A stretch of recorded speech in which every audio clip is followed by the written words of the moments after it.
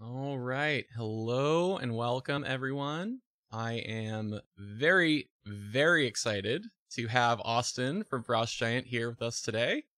Hello. So, for those who don't, for anyone who's been living under a rock, you don't know this man.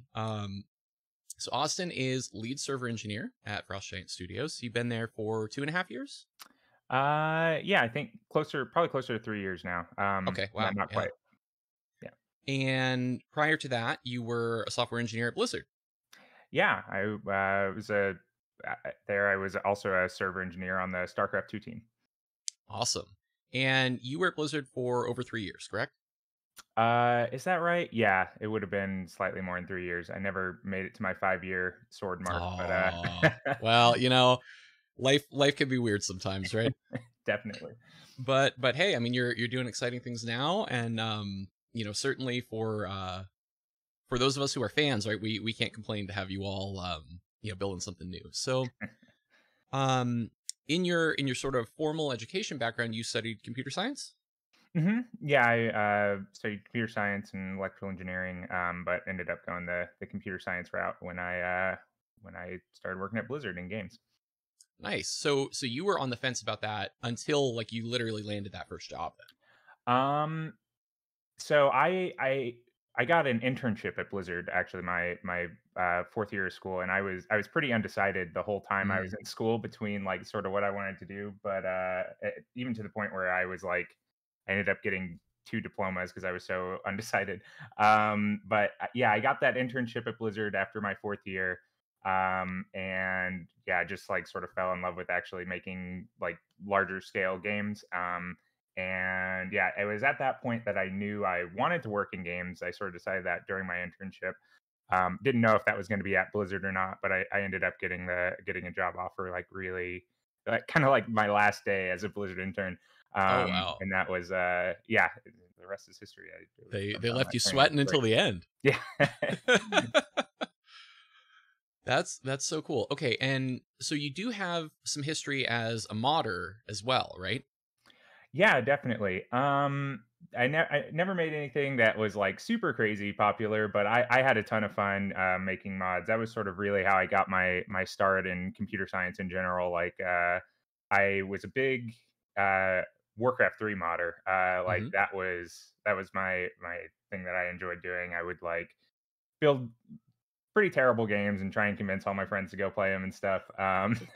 And that was a lot of fun. And then sort of as soon as StarCraft 2, or as soon as I was able to get my hands on the StarCraft 2 beta, I sort of moved over to that and did modding there. Uh, I worked on a bunch of different projects over the years, but like kind of my signature thing that I spent the most time on is a remake of, or is it several remakes of the Warcraft 3 map Footman Frenzy. If anybody's ever heard of that one, that was like one of my favorite maps, but I was always upset about the balance, so I sort of decided I would make my own. And yeah, I briefly worked on Marine Arena on the StarCraft arcade because one of the creators of that saw my map and was like, "Oh, this guy knows what he's doing." And but yeah, besides that, it's just basically been a lot of making mods, and yeah, that's been how I got interested in games in the first place. And I guess that sort of as a side effect of that, I fell into the computer science route. Yeah, interesting. So for me, it was definitely similar. I never was nearly as successful in terms of modding things, but as like a 11 or 12 year old kid, I poked at like, oh, I can do weird stuff in these games that I'm playing, right? I think this was like I'll date myself by saying this, but I think this was like Mech Warrior 2 Mercenaries or something like that. It was like, oh, Cool. I can swap out mech parts, and like this is all pretty interesting and novel, and like I didn't really know what the heck I was doing, but kind of like you, it sparked that interest. Oh, like this computer is like I can do stuff with You this can customize besides it, just yeah. yeah. So yeah, I guess I'm kind of curious what initially sparked that interest in modding, or how did you discover that that was even a thing you could do? Well, I think like the very first time where if I'm like thinking back to like 10-year-old Austin. I think I saw my older brother making just like a melee map in Warcraft 3. Um, and yeah, sort of from there, I eventually just like sort of started messing with it. And it was sort of like I think for the longest time it was that I made a Footman Frenzy remake, and my buddies like we actually for the first time like I convinced a bunch of people to play it. Me and my friends we were playing it and we actually had fun. And so that was like, oh man, this is cool. I can make stuff and people will like react to it and give me feedback on it, and like sometimes they'll enjoy it, and that's cool. Yeah. So I think that's really where I was like, yeah, this is cool. I want to keep doing this. Yeah, that's awesome. I guess we will circle back in a little bit to sort of map editors and tooling and these things that, used to be super common to release, right? And are Sure. increasingly less so. But, spoiler for those of you who showed up early, you can expect us to circle back in a little bit. So just really quickly, I mean, this whole, hour, this interview is not about me. It's about Austin. But just to kind of set the stage, I'm sure there are folks who, are not interested in me, but they are interested in Stormgate. And so you need to kind of sort of know who the heck I am as a basis for this discussion, right? So I was a software engineer for 15-ish years, mostly software as a service startups. I recently transitioned to engineering management, kind of leading a couple of teams, which has been a big learning experience. Getting beat up pretty good, just scraping my knee and learning from it. And let's see, I started streaming StarCraft 2 maybe about 6 years ago, just doing ladder at first, then kind of moved into interview content and, different talk show type stuff. I'm better at that than I am as a player. And so, stick where you're better acquainted, that type of deal. And so the main point that I'm driving at by giving some of my personal background is, yes, I do have some experience as a software engineer, but I only know basics about game dev, right? So I'm kind of like the resident idiot here to represent, anybody who doesn't really know what the heck is going on in game development, but is curious, or maybe you are somewhat technical and you want to dig a little bit deeper. So my hope here is that I'm going to not understand some of the stuff Austin says so that I can pull and dig and, get a little bit more out of him. So that's kind of our main thrust here today. So we already kind of talked about, your beginnings and how you chose to kind of dive into a career in software. I want to kind of go back to that moment in time where you land the Blizzard internship. Sure. That seems like a very pivotal life moment. And I'm curious, was that like something that you had, like, did you have your sights set on that for a long time prior? Did it just fall into place? Yeah, no, I had applied for the Blizzard internship basically every year I was eligible. So I actually I was rejected 4 times. And Wow. then on the fifth time, which I think is pretty typical for like first, second, third year Hmm. college students. So not too offended, but and then I finally got in that last time, and yeah, like totally. I mean, at that point, like um StarCraft 2 has like always been sort of like in my opinion like it's the best video game ever made. It is super awesome in my opinion. Like I fall in love with this game, right? And so to get to go and like sort of work and contribute not only at the company that made it, but like actually to the game itself that like I specifically was hype about. That was yeah, like it was kind of amazing actually. Still kind Yeah. of amazing. Still kind of can't believe it. Um, but yeah, like I guess I got really lucky, and I had some like really amazing mentors while I was like in my professional career. I owe a lot of my like success and getting to do what I like to do to them. And yeah, like I guess that was yeah, that was it. Yeah, that's cool. So in terms of, specializing as a server engineer, is that something where you kind of fell into that niche, or was that something that you got to actually choose? A little bit of both. I think honestly, like I did sort of just fall into server because there was sort of a need for that. Hmm. But also like a lot of my experience has been working on kind of it sounds like weird to say it, but it's like sort of smaller teams, right? Like this, even the StarCraft team at Blizzard was kind of the engineering like piece that I was on was really like tight knit, agile team.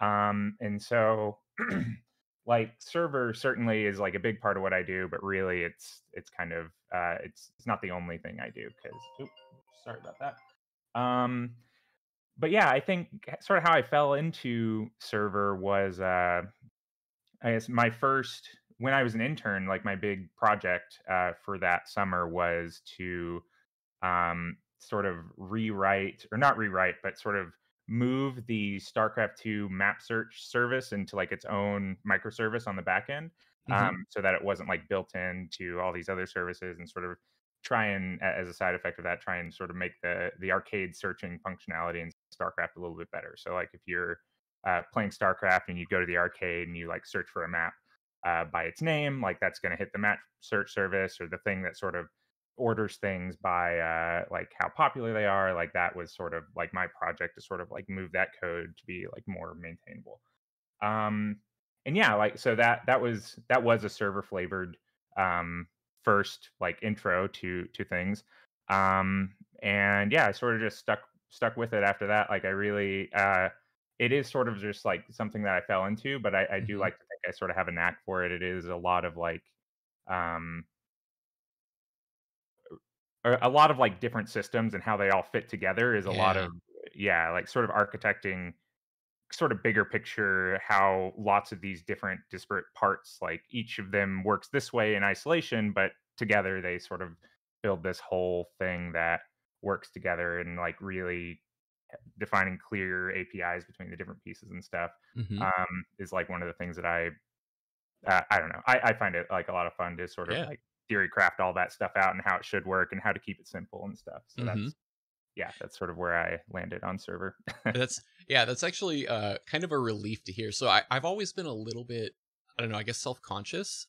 Because I do kind of feel like honestly, like throughout my career, which is, again, I'm getting old, right? Um, it did sort of feel like, stuff was just happening to me, right? It's like I started out doing kind of bioinformatics stuff at university, and it was just because we had a research program for that. So it sort of happened. Like, I mean, that one literally happened to me to the degree of like I walked into my mentor's office. I'm like, I don't know what to do for an elective. And the professor that did the research walked by and he's like, yeah, just go talk to him. So like literally, like when I say it happened to me, like to a very Really? extreme degree, right? That's crazy. Um, yeah, and I can give you tons of examples like that, but the point is, I feel like there's a lot of people out there who are so laser focused, like I'm gonna work on this kind of thing at this company to do, and I was always self conscious about how seemingly random my trajectory was, right? Yeah. So it's a little bit encouraging to hear you say, because I thought we were going there, right? When you're like, yeah, I applied for this internship, and I applied a bunch of times, and I landed the job at Blizzard. I'm like, oh dang, I was getting self conscious again. But at No, least definitely. the server engineer piece for that to kind of be like, well, I just landed there, and then it fit, so I stayed like that. I think that gives us mortals some hope.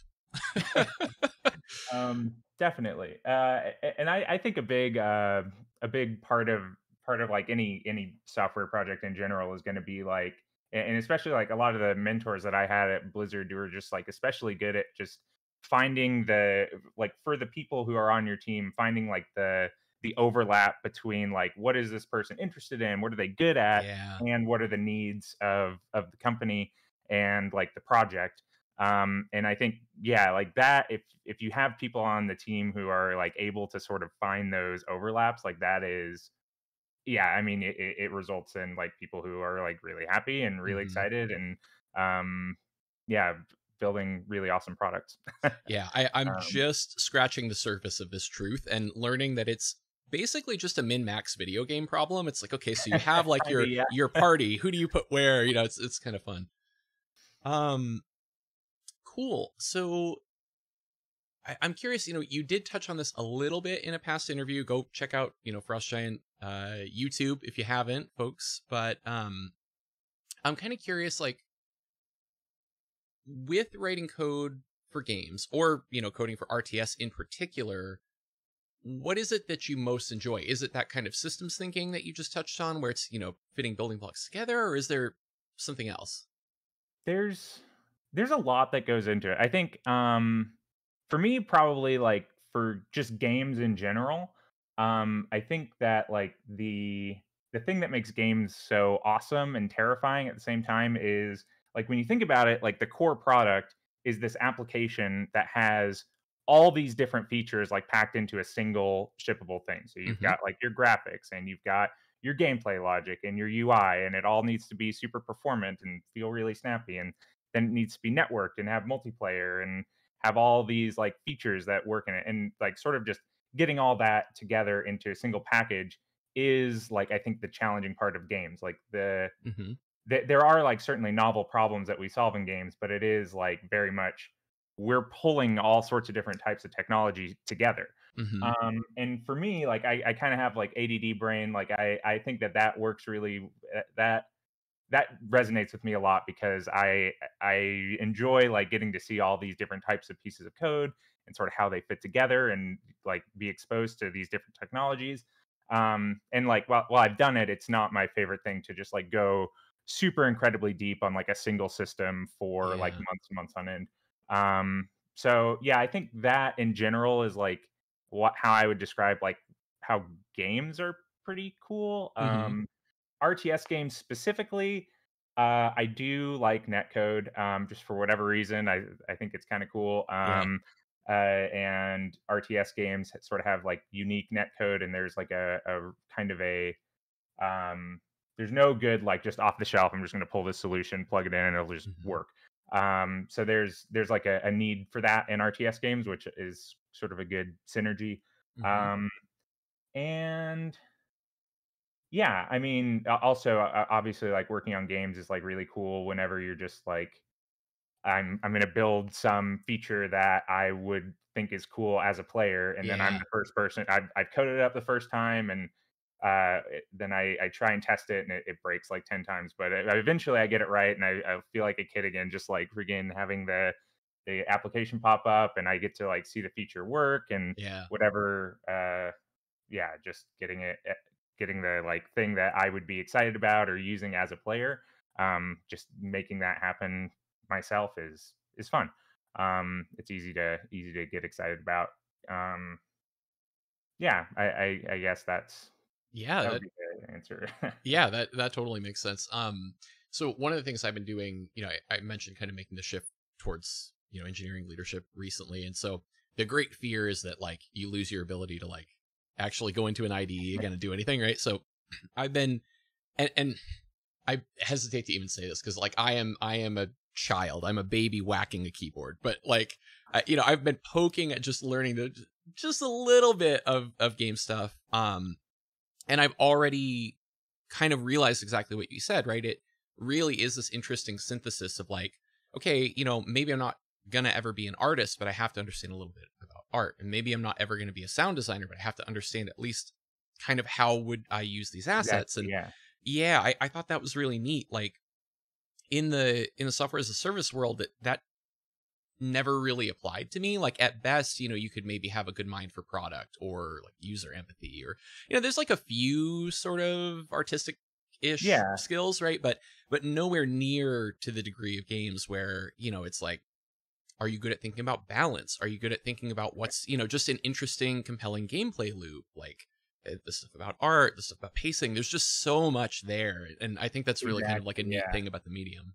Yeah, and I think the example you gave is really good, like with assets and art too. Like in games, it's like I mean, I don't touch graphics. It's like the one thing that I have no not really much idea about it. But like yeah, you need to understand enough about like okay, well, what's the expensive part of like uh being able to display this thing and make it so that like okay, well, if that's expensive, I need to preload it on a loading screen because that I don't want the game to hitch in the middle of it. Yeah. Like stuff Hmm. like that. You don't need to like as somebody who's like hooking these pieces together, you don't need to know how to what like preloading a shader is. Although maybe I should know more about that, but you just have to like sort of make it work in a way that like feels good in the client. Hmm. Yeah, Yeah, very cool. Okay, so we're gonna dive into the thick of Stormgate specific stuff, but before I do that, kind of quick timeout, disclaimer for the viewers, right? So obviously Austin can't disclose everything he might want to, right? There's tons of things that are really interesting to him, probably even more interesting to me and the audience, but we have to be a little bit careful here, right? There's trade secret stuff. This is a game that is in active development, and you know, at least speaking for myself, I'm grateful to get any amount of sneak peek that I can. So keep that in mind. We're shying away from anything that we can't touch, and he'll share with us as much as he can. Um, so kind of first topic here that I think is sort of interesting. How does your current role differ from what you were doing back at Blizzard? Um, so it's a lot of differences. Like it's sort of like night and day. So maybe it makes more sense to talk about like the few things that are similar, which Okay. is basically the product itself is at its core is a like hyper customizable multiplayer network simulation. It's written in C++, and I'm generally the server guy. But that's about where the similarities end. I guess for when I first joined Frost Giant, the engineering team was quite a bit smaller, and we were really hyper focused on like standing up a prototype and getting things stood up. And so I guess like my first big like shock going from Blizzard to uh, Frost Giant was just learning to work in an environment where there was not a ton of like code and structure that was already Yep. pre-placed there. It was like sort of so much of this stuff. Like we have Unreal Engine, which is super helpful, and we're able to like pull in libraries and stuff. But really, so much of the stuff is just we have to build from scratch. Hmm. And so that means that there's like a lot more research that goes into it. It means I think there's a lot more surface area to like make the wrong decision. Um, but it also is it's also like kind of freeing in a lot of ways too, because like we don't have like this tech debt that's holding us back, but it's also we don't have like the tools or the process or any structure that helps like guide what our next step is. Um, yeah, and I think the other big challenge is just like there's so much to do, there's so much we want to accomplish. What to do first, Yeah. and what to focus on first. Uh, and yeah, we're still kind of navigating that, but I think that was the big shock whenever I first joined Frost Giant, and just like getting prototypes stood up and how we can like cut corners to get something that like a designer can play and iterate on without without like just doing a bunch of throwaway work and or without like Right. building the final thing that's going to be like the best most performant like working thing of all time. Hmm. With all the I think features are a big one there. um and then yeah, I guess sort of more recently as we've been like scaling, like the engineering team has gotten a little bit bigger, and we actually have a server team now. And so currently, like I'm trying to figure out how to be a engineering lead, which has been a Yep. crazy adventure. Luckily, I have like a really kick-ass team, so they make it really easy on me. But yeah, I think that has been I'm actively trying to figure out what the heck to do about that. Yep. I really enjoy the pieces of just like I really like to like just talk with people through like complicated problems. I enjoy like the technical collaboration side of things. That's been like it's like a joy to sort of get to like dip my toe into that and work with like really smart people to solve really hard problems.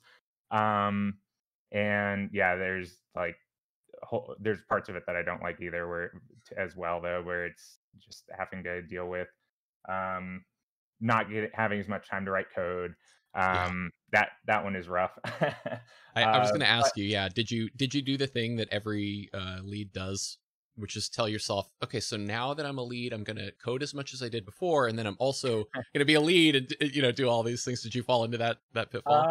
I think I'm actively falling into Okay. that right now, but Uh, it's I love it though. I think I definitely don't get to write quite as much code as I did before, but um, part of it has been like really interesting. Has been like a lot of the code that we're using now is code that I've been writing over the last like Oh, couple of wow, years, yeah. right? And now that we're like kind of scaling up, it's sort of not only is it like how do I be a lead and like collaborate, but it's also like sort of been this like trial by fire of, and I knew that this was going to happen when I was writing the code the first time, but like it still has been kind of a fun experience, challenging experience to like be like, okay, here's all these foundations, and now I have some people who I need to like y- teach about how it worked in my head, and then have Yeah. them sort of like figure out in their head like what is the next step and how are we going to move this, and yeah, like what are some of the mistakes Austin made when he coded it up the first time. You guys get to deal Um, with my tech debt instead of the other way around. I try not to try and avoid that as much as possible, but Right. yeah, I mean it's been, yeah, trying to figure out and strike that balance has been a lot of fun. I really enjoy getting to work with smart people. Um, but yeah, I think that that has been probably the biggest like change for Yeah. me. Yeah, that's awesome. So, how do you sort of for me the blank page always has been like the worst, most intimidating. Like I'm kind of naturally like an optimizer, and I'm this way, with Sure. engineering, but also like as a gamer too. Like I think probably the game I was ever the best at was Magic. And I was never a person to like build my own deck or come up with like the Mhm. concept from scratch, but I was really great at being like, oh no, you need to like drop these three cards and add these three cards. And then it's like actually way better, right? So for me, as an engineer, I always worked much better off of, kind of like as the second engineer coming in or that person on the team and somebody else has already mapped it out. Did you find that you like the experience of like the blank page? Um, I mean, it's like any problem. It is, I think definitely when I'm staring at the blank page, that's like you hit the nail on the head. Like that's the hardest, Mm, most terrifying thing. But I think that like after going through that exercise a few times for like different systems where it's like, oh man, what are we gonna do for this thing? Um, it's really satisfying to like come out on the other end and sort of feel like you did your due diligence and you came up with something that maybe wasn't the perfect solution, but it's good and it's getting the job done and people understand it. Um, yeah, and I think a lot of that, like getting through that blank paper syndrome, is like you just have to at a certain point. Like in my brain, I'll just like the way I solve that is literally I will just put my headphones on and like just pencil paper, just like yeah. start drawing until I kind of come up with something that is like just let me get to something that'll work, and Hmm. then I'll rewrite it again and being like this part of the system's bad, that part of the system would be better. Hey, can some other engineer take a look at this and give me your feedback? What are your thoughts of how you'd approach this? And so I think like that iterative, like just getting to anything Yep. is like hard. And my strategy for that is just stare at it until you can. And then sort of doing that iterative process of getting other people to look at it and Hmm. sort of try and respond to their feedback. If I can, like, chances are, if I can communicate my plan to one of the other engineers on the team, and they can understand it, and they don't say that's a terrible idea for this reason, then typically that's my signal that like, okay, we've landed on something that is at least sane, Hmm. um, and we'll go from that. Yeah, yeah. I think I take a similar approach. It's like, can I just like what can I do? What is a thing I can do to start? Because once I've started, it's sort of fine, right? You're rolling, you're like one thing leads to another, to another, to another. And before you know it, you're like, oh, I should probably, stand up and move around a little bit today. Right, exactly. Um, I think the other like big part of that for me has been like I guess we sort of we went through the exercise like about a year ago on the server team of like what is everything we want to ship the game, which is like Hmm. it's impossible to do almost. But like from that, we were like, okay, these are all like the features we kind of want, and we're like, okay, well, what systems will we have to build based on that? And so we sort of like itemized all those out, and then I was like, okay, well, like we probably need to have game servers before we can have matchmaking. Hmm. And so it sort of put those things in order, and so we do have like kind of this tentative like list of things that um like of general like order of like these are the systems we're going to do our like first big pass on leading up to um like the first external of our game.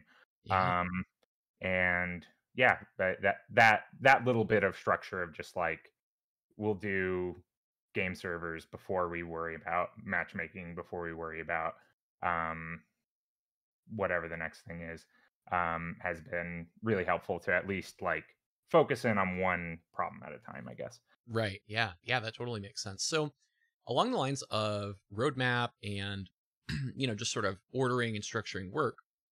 So, there was some pretty exciting content that came out recently. The world learned, Neuro paid a visit to Frost Giant headquarters. And I mean, he had nothing but rave reviews. I mean, nothing but good things to say about. I think what made the biggest impression on me was the snappiness because he went back to it over and over and over again in that discussion. Like, you could really tell that it had made an impression in his mind, right? So obviously that, really stood out to me.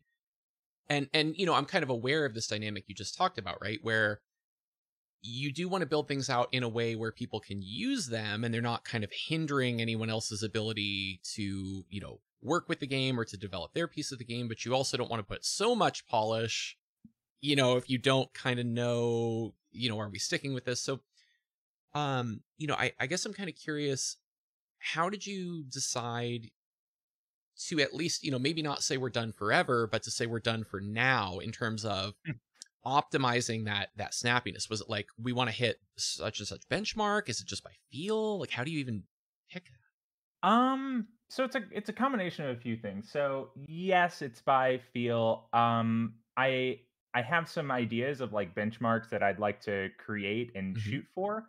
And maybe I'll talk a little bit more about those in a second. But that is Sure. like so far we've mostly been it's mostly been sort of from the perspective of like, okay, well, while we're writing this code and as we're like reviewing each other's code, we're like really on the lookout and really making sure our systems don't have anything that like could delay Hmm. any like inputs, because like sort of at the end of the day, like the thing that we're thinking about is like how long between when somebody clicks their mouse and when Yep. they see that reflected in the game world is that window, and we just want to do everything we can to minimize that. Hmm. And so anything that could like add any lag to that, we're really careful Yeah. about. And so I guess in that regard, like we we like optimizing for the snappy feel was like sort of one of the things we did first, sort of because that was just sort of a side effect of how we structured our technology. Um, and so I guess like follow-ups to like we're going to revisit that code as we add more features to it, and like sort of add like sort of system by system.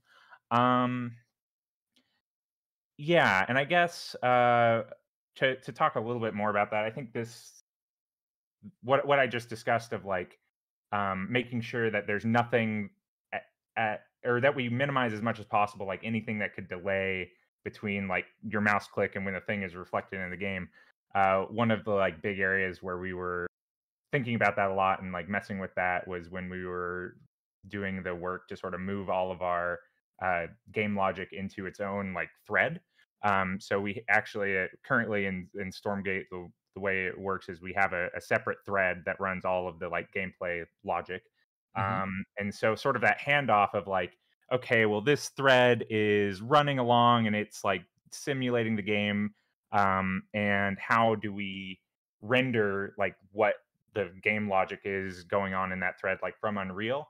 That sort of channel of like this thread is going to be like copying out like the data that needs to be rendered, Hmm. sort of as it's running, and Unreal needs to like make sure that it gets visualized on its main thread is like basically immediately. That I think is really where that came into play as much as more than anywhere else so far, because Hmm. we just wanted to make sure that like there's no thread contention, there's a really clear like nothing in that path to get Hmm. these events that are happening on this thread into what's happening in Unreal basically instantly. Which was like kind of a novel problem to solve compared to like on StarCraft, because in StarCraft they basically ran, and I think most traditional RTSs they would run all their gameplay logic on the main thread, and so Hmm. in that world, similar concept, but it's like anything that is on the main thread, you need to really make sure is going to run super fast, Hmm. and get you, yeah, basically any hitch on the main thread is going to cause a drop in frames. Right. um and so yeah, I think, yeah, it's kind of cool how I think it's cool how we have all of our gameplay logic in another thread. It's going to give us a little bit more firepower on how much stuff we can do at the same time, and kind of like is a really nice abstraction layer that keeps everything um keeps everything in its own channel, I It's guess. yeah, yeah. No, um that's really interesting. Actually, at first, it was just kind of like melting my brain because yeah, like I say, I'm a game development child, right? So so like I'm just trying to put this multi-threaded model into my head and like think about how it would work and stuff. But certainly once you've gotten there, right, and things sort of work and you're not messing yourself up with the threading, you have kind of partitioned the problem space sort of nicely, right? It's like here's right. over here is where all of this stuff is happening, and nothing is kind of muddied there. That's really neat. Right. Yeah, I think for so I've only worked on a handful of games, so I don't know how widespread this is. But in my Hmm. experience, basically, like uh, when you are every frame that gets rendered in a game is typically like one tick or one pull of the main thread. Hmm. So basically, your frame rate gets limited by how much work are you doing on each of those ticks. Hmm. Um, and basically the since we have so that's like typically like the more gameplay logic you have going on, it actually potentially slows down your frames. Hmm. um so having all that stuff on its own thread kind of can make it so we can go faster, and it's essentially just like every time Unreal ticks, it's looking at some buffer to see what it what it wants to render, and then every time, and the sim thread is sort of just going along as fast as it can and publishing state that that Unreal is going to visualize. Yeah. Um, yeah. I gotta say, I did not expect to get details this juicy out of you today. So I'm very pleasantly surprised that you've gotten the blessing to share this much. That's way cool. Um, so pulling it back just a little bit, and I think throughout this discussion, we're probably gonna go in and out of like very deep technically, and then a little more shallow, and that's kind of I think intentional and probably right, so that folks who are following along have fun, and maybe the folks who are struggling to follow along also have fun. So it kind of sounds like you built up this system, you invested some work on some pretty hard technical challenges, and you kind of arrived at making it kind of sort of pretty fast by developing this tech. And then everything after that is okay, now don't mess it up. Right? It's like every time you do a new little feature, it's like, oh, did you bog it down, or is it good? Is that kind of how that went? Sort of, yeah. Like I think there it's a lot of as changes go in, we are, if we notice like in one of our playtests, like, oh, the game feels slower, or we're dropping frames or whatever. Then we're like, okay, well, what's causing that? Hmm. Um, I wouldn't say that we're done Okay. optimizing for speed. Hmm. And I think like rollback is one of the big examples of like that's something we're still Yeah. actively working on. Hmm. And potentially like we need to test that and make sure it's like a really good experience before we like roll it out to players. So I mean that in my mind is one of the big areas where we still have work to do. Hmm. Um, and yeah, I think another big part of it is going to be like we haven't actually I mean, we have a little bit in our like internal tests and whatnot, but we haven't actually like um, seen how the Stormgate client holds up in like real world scenarios. And so Sure. we've done I've done like on my local computer like just some testing of like what happens when I start introducing lag and packet Hmm. loss and stuff. Yeah. Um, but like that's not really the same thing as there's thousands of people all around the world playing it, Hmm. talking to different game servers and stuff. So I would say like we're not done in that area. And in fact, one of the things that the server team has coming up is we're working on making sure that we can uh, distribute our game servers like sort of around the world so Mm, that yep. anytime you're playing a game, you're hopefully, ideally, relatively close to the server that you're talking Hmm. to, and sort of solving that whole problem. So that, um, yeah, there's certainly a lot more that goes into it. Certainly was really encouraging to hear Neuro's feedback after playing the game. Um, and yeah, one thing I did want to mention, I think Hmm. I, I should have watched the video in more depth, but I think he vaguely mentioned that he thought that the server was like on site. Mm. It was not actually. We had a server that it is over on the West Coast somewhere, but it is like the servers that we play on in our normal play tests every day are hosted on the actual internet, but Hmm. they're shielded and stuff. But they're not on site. They're like hosted in an actual data center and on Yeah, the West Coast. that's a great point. So, I'll break the fourth wall for a quick second so the audience can experience this with me. So obviously, to make sure that we behave ourselves here, I sent Austin and Frost Giant these questions, before we ever got live. And that question about, so Neuro and Trisha, come to the office, were they playing, locally, or were they touching a server, just popped into my head as you were talking. And I was like, man, I probably shouldn't ask that. So the fact that you answered it without me asking was very cool. So okay, before I, fanboy out too hard, I do want to pull on that rollback thread a little bit more.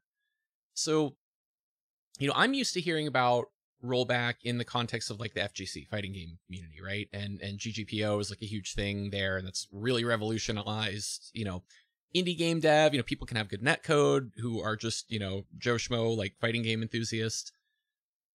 I have not heard of it being used outside of that context, and I'm wondering if this is just me being naive because I don't know that much about game dev, or if this is actually weird and kind of novel.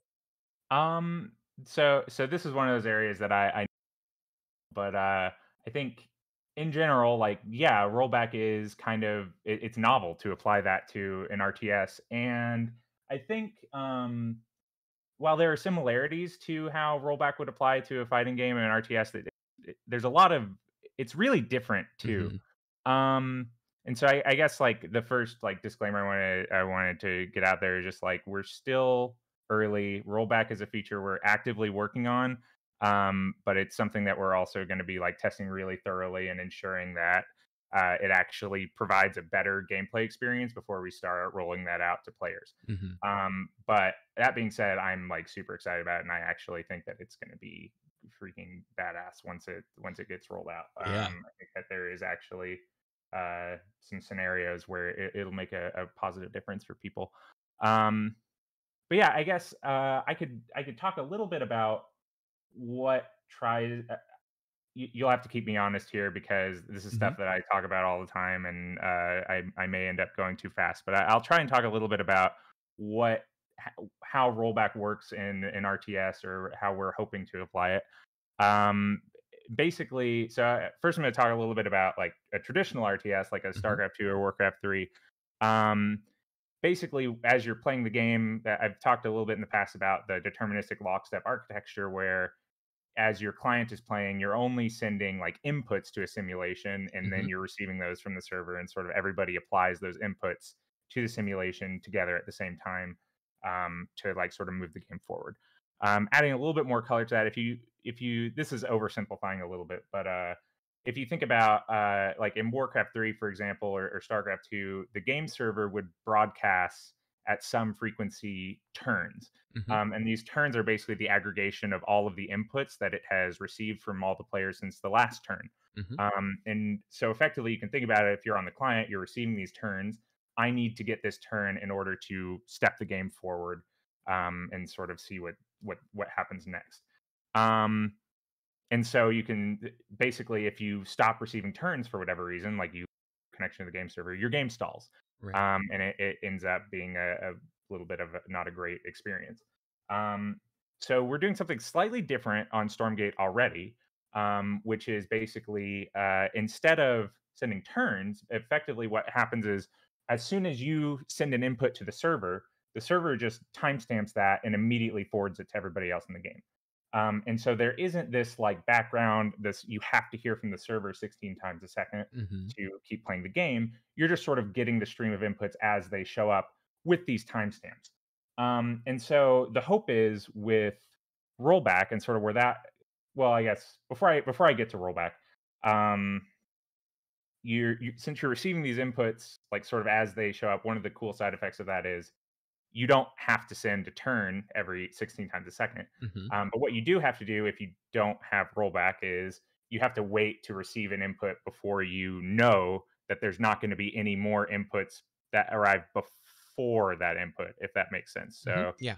yeah, yeah. Which basically means that what's the best way to explain this? Sorry, I stalled. What if those um, texts are other Frost Giant employees saying, "Austin, stop talking about this. You can't give up our secrets." You got it. You got it. You might have to check that. That was a spam text, but yeah. um, but yeah, it's basically as we get inputs, it's or I guess where rollback comes in is if you don't have to wait to receive that turn, Mm-hmm. you can kind of just assume as you're like listening to inputs from the server Yeah. that no inputs are arriving for this turn when it Mm-hmm. comes time to like step the game. And most of the time you're going to be right because the server is just sending you actions as it arrives, and you're going to be running your sim behind the thing a little bit, Mm-hmm. behind as you're receiving inputs.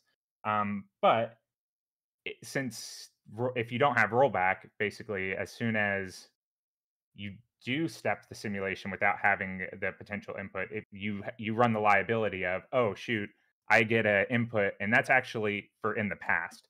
Mm-hmm. And so Right. that's when, if you have rollback, you can roll back, sim forward, and since our sim runs really fast, we can hopefully do that really quickly, Mm-hmm. and sort of get things to snap into the right position.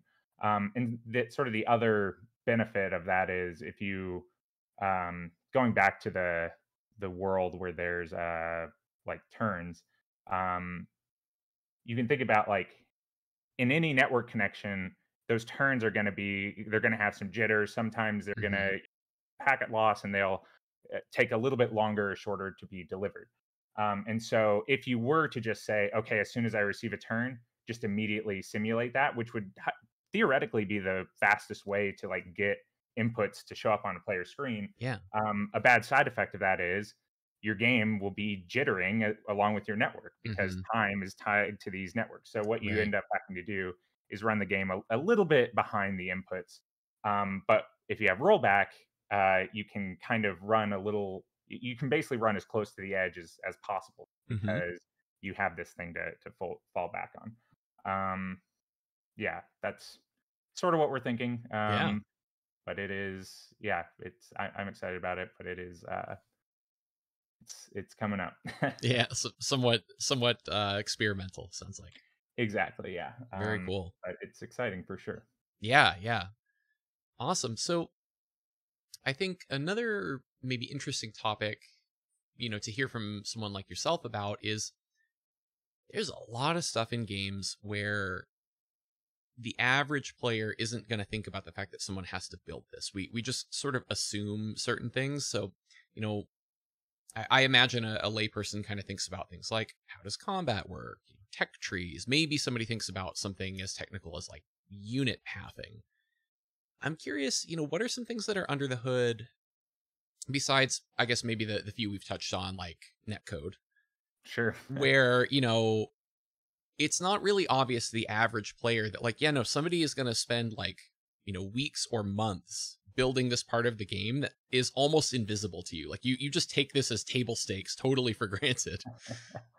Um, so I could probably talk about this for hours, but I'll just try and come up with a few examples. But Hmm. I think for me personally, a huge part of like what I do and what I think about isn't necessarily a specific system and how it's going to work, but really how they interact with each other. Hmm. I think a really good example of this is I've spent a lot of time sort of on the code that integrates Unreal with Snowplay, Hmm. and sort of trying to make sure that those APIs are match up and that they sort of work well together.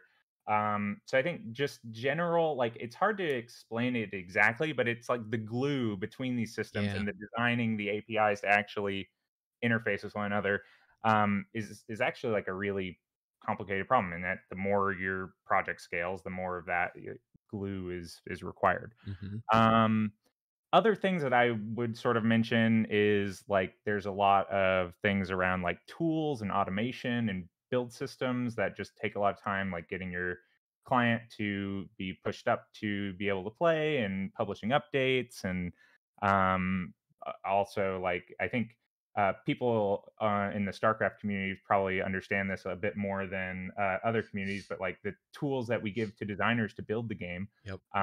like in StarCraft, it was the editor. We have something kind of similar that we're working on Stormgate. Like that is an engineer has to build those tools and Yep. optimize those workflows and make sure that everything is good. So I think that is that's a big one for sure too. Um, I guess one of the problems I won't go too deep on this, but I think one of the problems that is really interesting that we're like solving on the server side, and there's just tons of little things like this that come up all the time in game development. But I mean, this isn't really it's not little, but since we're using this deterministic lockstep architecture, whereas a traditional game might have like a simulation or some game logic running on the server. Um, the RTS games typically are don't, Hmm. which means that at the end of the game, when you want to decide who won and who lost, you're kind of dependent on the clients to send up like Oh, interesting. who wins and who loses. Uh-huh.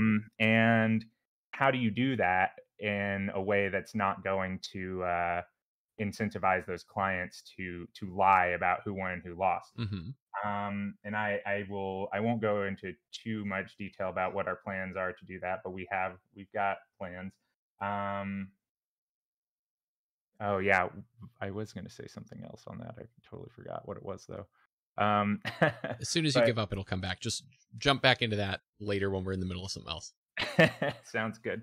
Um, but yeah, I think yeah, just sending up results at the end of the game is a big one for us, and sort of doing that in a way that is not going to be not going to be exploitable. Hmm. Um, and like even I'll even take it one step further for Stormgate. Like one of our totally not totally not a primary focus right now, but one of the things that we're like making sure that we sort of have an execution plan for is like we really want our 3VE mode to be like a awesome mode that people enjoy playing. Hmm. And you compare that's everybody sort of cooperating to beat some PvE challenge. Hmm. um, in a StarCraft world where you're like 1v1, you're kind of incentivized when you send up your client to tell the truth, because if Mm, the other person says something different, then the server can know what's up. yeah. But in a 3VE world, you're kind of not incentivized to do that. Mm, You're incentivized to have all of the people kind of collude and say, hmm. "Yeah, we won," even if they didn't actually. And the server, since it's not doing any simulation, can't tell a difference. Um, so yeah, like little problems like that just come up and end up being uh, like you wouldn't think about like that much thought has to go into like, oh Uh-huh. yeah, who won and lost the game. But really, it is like you have to be really careful. Um, Yeah, yeah, it's a great example, right? Like nobody's gonna say my expectations for this new RTS are that you can't blatantly cheat. Like we understand this intuitively, right? And I think this kind of is a core thing that's at the heart of like anything you do in computer science, right? Like the part of the job like this is why I annoy my girlfriend, right? It's that the thing I have to do every day at work is to think about, like, okay, what are all of those unstated assumptions? Because the Yeah. computer doesn't know, right? It's clear to me, it's clear to you, it's clear to the player, but unless you literally write the logic, it doesn't exist, right? Yeah, So exactly. yeah. Yeah, that's fascinating, actually. I don't want to ask more because I don't want the bad guys to know what you, but I can, I can I kind of imagine sort of along the lines of what you're thinking. That's really interesting. Okay, so we're getting close to the end here. I have a few kind of, fun lightning round style things to cap us off at the end. I'm curious if there's anything that I didn't ask you that you do want to dive into. Um, no, I think yeah, we can do the fun lightning round questions. Yeah, this has been really awesome. Thank you so much for Yeah, no, thank you so much. As you said, yeah, I could talk about this for hours and hours and hours and hours. So I appreciate you donating a chunk of your Saturday afternoon. I'm sure you're working very hard over there. So let's see. Favorite programming language? I can't say that I really have one. It's got to be. I write more plus these days than anything else. I Hmm. think Rust is insane. It's super cool. Hmm.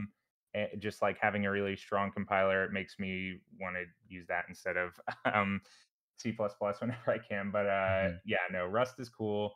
And yeah, I think Galaxy Script is cool too. The StarCraft coding Hmm. language that's always going to have a soft spot in my heart Sure. for that one. But yeah, I'm yeah not super particular on my coding language, but yeah, I Hmm. think Rust is cool.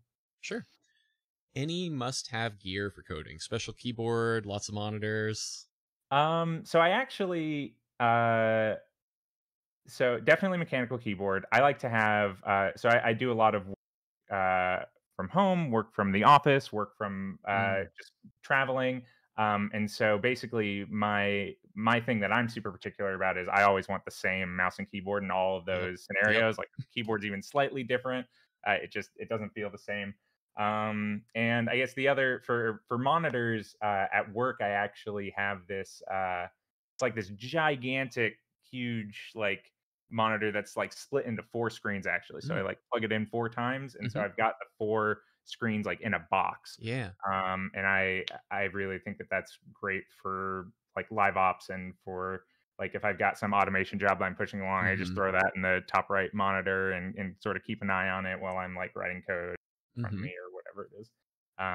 But yeah, that's about it. Awesome. What is the key switch of choice on the keyboard that you own two or three of?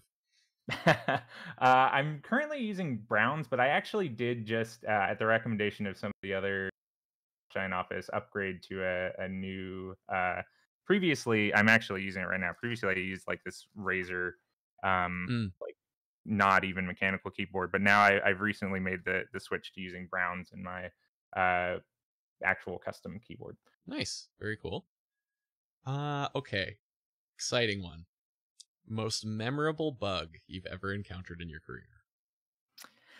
Um, so I would say there's a crazy bug that we ran into on StarCraft. I actually was not the one who ended up solving it, but I'm gonna tell the story of it regardless because it's so crazy. So we had implemented or we were rolling out a patch for StarCraft, and as part of that patch, I had upgraded a bunch of the like lower level like libraries in the game code.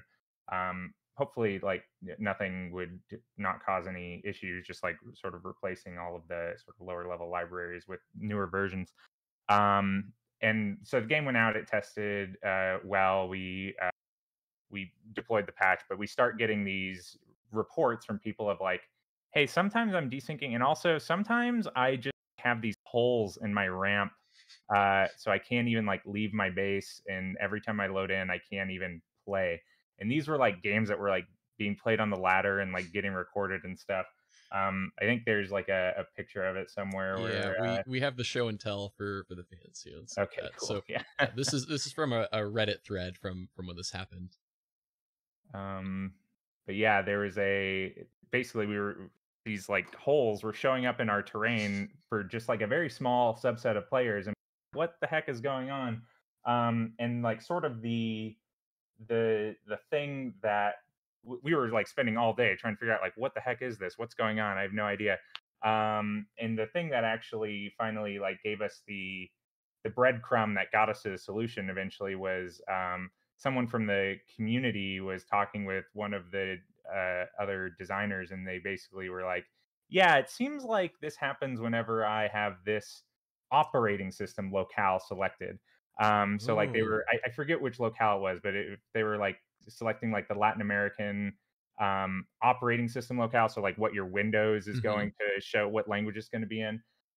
That would cause the issue to happen. So the workaround we ended up posting was like just select a different locale and it works. And it turned out to be some crazy issue where the game would read in the terrain files and in like a locale specific way Yep.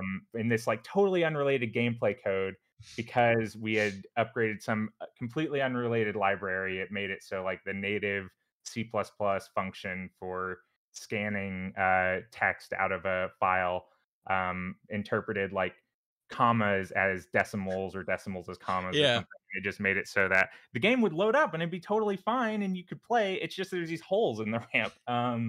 So yeah, I don't know. That was probably the craziest bug, and like it had us scratching our heads for like all Yeah. day, and it felt pretty awesome whenever we got to the bottom of it and were able to fix it. It's one of those that makes you painfully aware of how fragile our existence is, right? Of like standing on top of all of these libraries, right? Yep. Oh man, quite a story. Okay, so final question. I know we're at time. You have one of the coolest jobs out of anybody I know, anybody I've ever talked to. I'm curious, what is your advice to anybody out there who's, maybe they're at a point in life where they're thinking about their first career, right? They're, where you and I were, like the computer nerd that like likes this stuff and oh, it'd be cool to do games. Or even somebody who's changing careers, right? There are a lot of people in transition in 2023. So, what advice would you give? Um, so I would say for games in general, just if you're interested in making games, make some games. Like there's tools out there for like a huge variety of like levels of depth that you want to go into. I like the StarCraft editor, but I don't know that somebody if they were interested depending on what their exact interests are, what how deep they want to go. But really, like the tools are out there to make games. Go make some games. Like that's probably the best advice I can give anybody who's interested in it. Because yeah, it's fun to do and it looks really good on a resume. Um, and I guess the other piece of advice I would have, I mean, it's just apply for positions as many as many times as it takes. That I got rejected a bunch of times, but wound up getting really lucky and getting to work on the thing that I'm really passionate about. So that's um, yeah, I mean that's all I can really come up with. Yeah, and I guess I would just say like if you're interested in making games, just be aware that it is a ton of fun. It's also a ton of work. There's a lot of interesting, challenging problems to solve. Um, so yeah, yeah, that's all I got. Yeah, no, that's fantastic. Well, thank you again so much, Austin. Really, really appreciate you taking the time. I really enjoyed this. I'm sure everybody who watches this is going to really appreciate, especially how forthcoming you were able to be on the tech and the nitty gritty. Certainly I've been fanboying out the whole hour we've been talking. So Yeah, this has been a ton of fun. Thank you for putting all this together. I really appreciate it. This was a lot of fun. yeah, of course, and we will, of course, all be, rooting for you and your teammates, and we're all salivating. What can people do to support Crush Giant and Stormgate right now? Is it just wishlist on Steam? Is that the most important thing right now? Wishlist on Steam. Oh man, I should have asked our social media person what I should say here, but I'm pretty sure wishlist on Steam. There's a newsletter you can subscribe on the Frost Giant website, and just be patient with us. We're trying to we want to get a really awesome game into people's hands as soon as we can. But be patient and give us your feedback once we get to that point. But yeah, as of right now, just sign up for the newsletter and wishlist the game on Steam.